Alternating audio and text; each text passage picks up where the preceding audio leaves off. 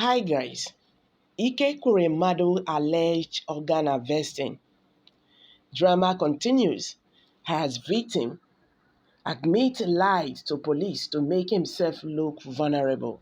The alleged victim was accused of lying to make himself look very vulnerable. Hello everyone, welcome back to Prospect Channel TV. Thank you for always coming out here. If you are just joining us, please kindly subscribe. And don't forget to give us a thumbs up. Thank you. A 21-year-old trader allegedly trafficked from Nigeria to donate a kidney to the doctor of a Nigerian senator, Ekweremadu, has been accused of lying to police about the whole scenario.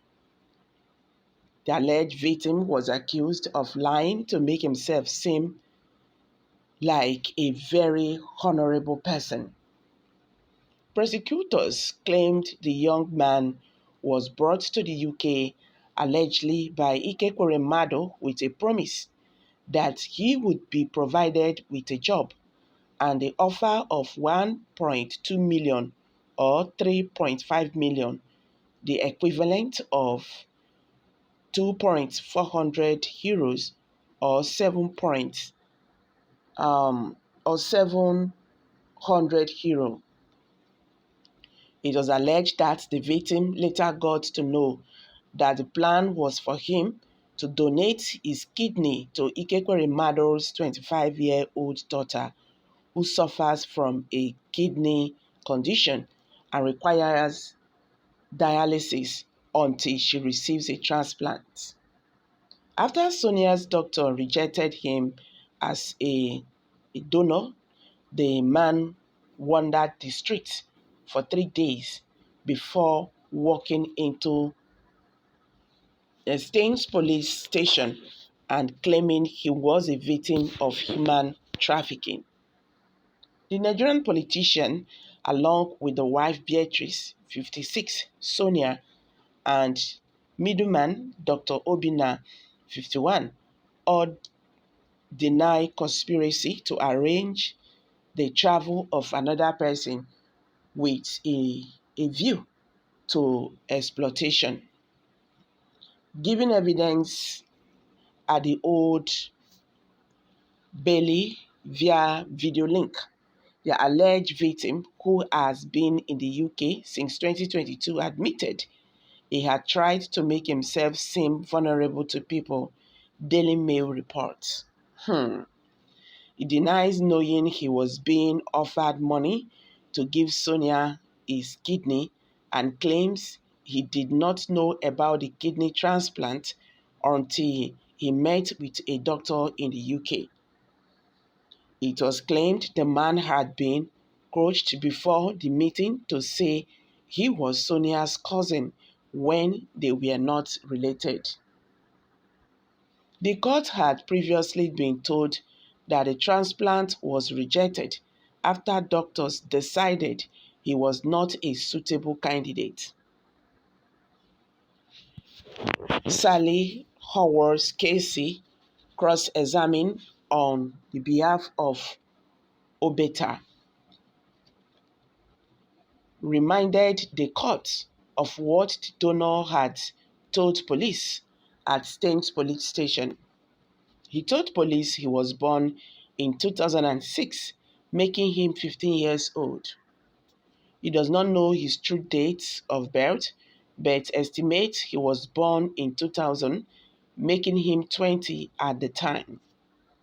He also told police he was living on the streets in Lagos and begging for money when he had really been living in one room with 2 friends and selling phone parts at a market.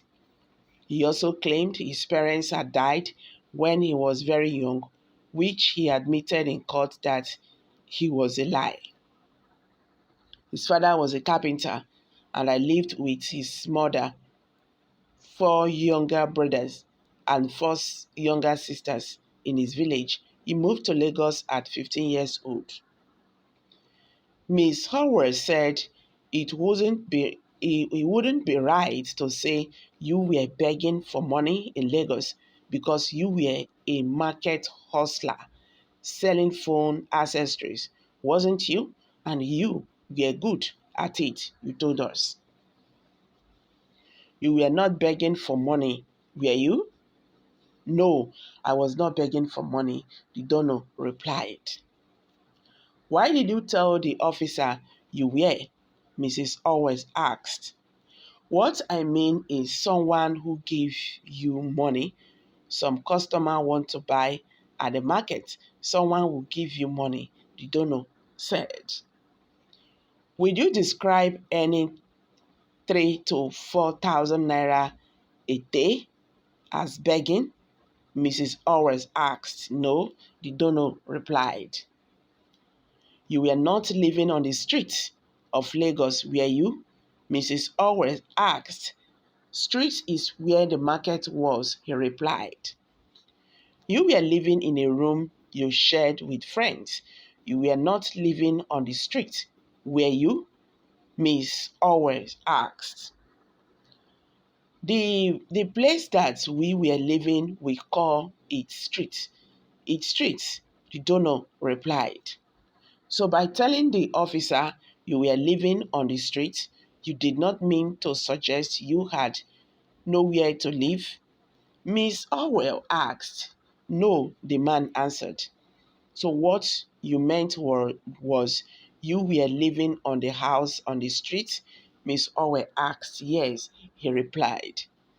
Were you trying to give the impression you were a very vulnerable young with nowhere to live in Lagos? After some delay, the witness answered yes. Ekweremadu and his wife Beatrice have denied conspiracy to facilitate the travel of the alleged victim with a view to exploiting him. They say wonders shall never cease to end. Ekweremadu should continue to enjoy his jailhouse for now. When Peter Obi is his nemesis finally sworn in, we activate our diplomatic channels to get him out. All those who said Obi is an internet president will eventually address him as Mr. President, either from jail, prison, asylum, or from within the country. Nigerians are taking their country back from politicians, political killers this weekend. Because which president will be? Remove the veil in your eyes so that you can see clearly. Clear out. They don't believe in Nigeria zone. Okay, guys, someone just dropped that. I'm dropping it here. Kindly share your thoughts below the comment section. This is really very surprising that the donor has changed the story. Okay, he has changed the story.